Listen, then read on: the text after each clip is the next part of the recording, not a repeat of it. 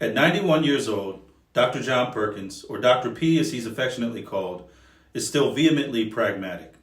He has the unapologetic candor one would expect from someone his age, along with the fervency of someone much younger. Acutely aware of his failing health, there is a sense of urgency in his words, both written and spoken. He's writing more books, like his new one, Count It All Joy, but the one he had set out on the table when we visited was one from a few years ago that he wrote, called One Blood, Parting Words to the Church on Race and Love.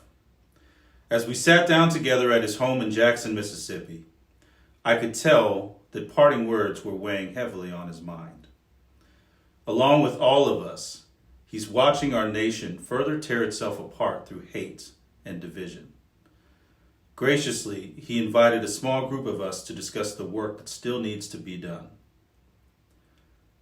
For those of you that don't know about Dr. P, he grew up in Hebron, Mississippi, several hours outside the capital of Jackson. He left the South in the late 1940s, later returning where he led efforts on school desegregation and voting rights in Simpson County. Like so many others, Perkins' efforts toward civil rights were met with violence.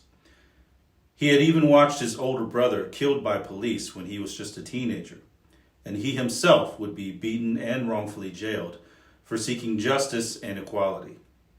Eventually, Dr. P would launch a national movement spawning two organizations, the Christian Community Health Fellowship and the Christian Community Development Association, or CCDA.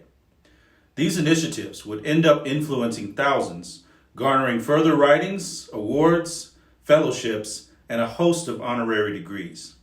The John and Vera Mae Perkins Foundation is located in the heart of Jackson and run by his daughters. He and Vera Mae occupy the home right next door. Among all that he shared, including some piercing indictments of the current political sphere, was the simple notion that Jesus was almost a capitalist.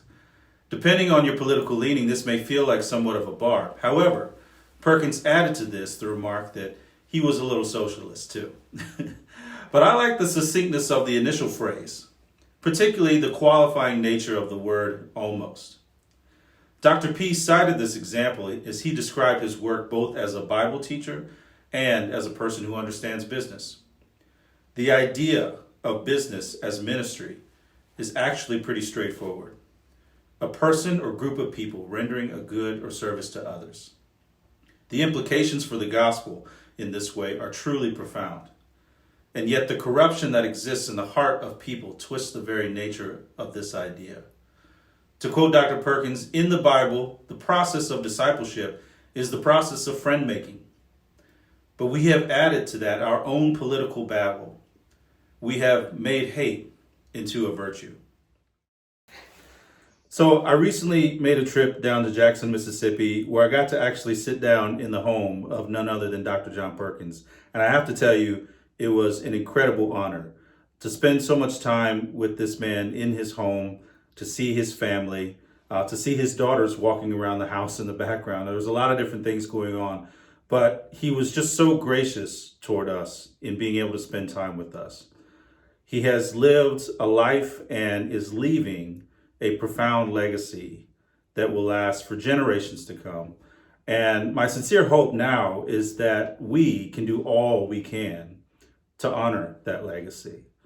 And I think that among all the things that we talked about, because we talked about a lot of things during that time together, I think the thing that struck me the most was that he himself, after all that he's been through, holds on to the idea that we need to be able to ask for forgiveness. We need to be able to ask for forgiveness for the ways in which we have treated one another and the ways we are continuing to treat one another. And I think that in the future, as we move forward as a country, that we'll have a tremendous opportunity, especially as people, as members of the body of Christ, to model something different. That we can take and learn what we need to, the lessons from history, to be able to put a new way forward. And so that's my hope, and that's what I took away from my time with Dr. P. It was an amazing experience.